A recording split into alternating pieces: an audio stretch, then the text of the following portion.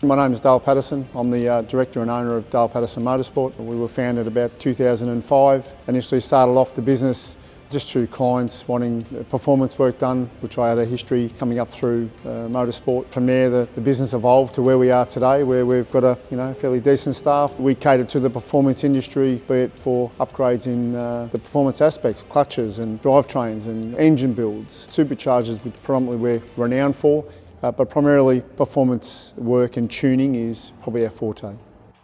We go back a long way with Clutch Industries, probably some of their founding days with their clutches. We helped develop all the way through the single plates onto their performance clutches. And naturally, the evolution of the clutches evolving to where they are today. And then the release of the new UniClutch, which was implemented for us probably late last year, was a very fresh take into the clutch design. The biggest thing that we noted with the UniClutch straight out the gate was drivability. It catered to the high end of the performance aspect. Horsepower, we've cars that are making 1,000 horsepower comfortably, and these clutches are standing up at this stage to the goods.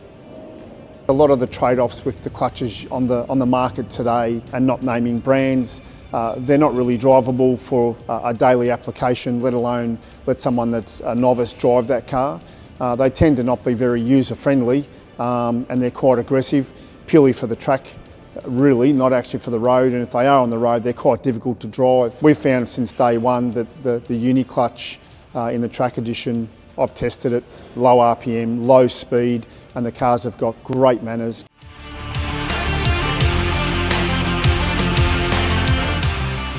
So the car we've got today is one of our clients that we've had for numerous years. It was a 2012 Camaro Bumblebee out of the Transformers show, which all the kids will probably know, but it's very distinct with its badging and all its fit out of decals, etc.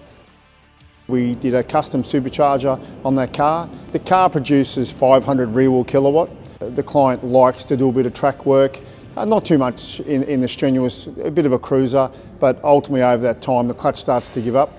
We opted to try and hook up a UniClutch, which we've been able to do. Once again, it wasn't a big ask from Clutch Industries in that we've gone the track. Once again, I think the surprising factor for the client will be that the drivability. I think he has an expectation that it may be a little bit difficult to drive because the minute you mention that it's centred or tracked, that there's a trade-off, but I have all the confidence that the unit will return what he's chasing.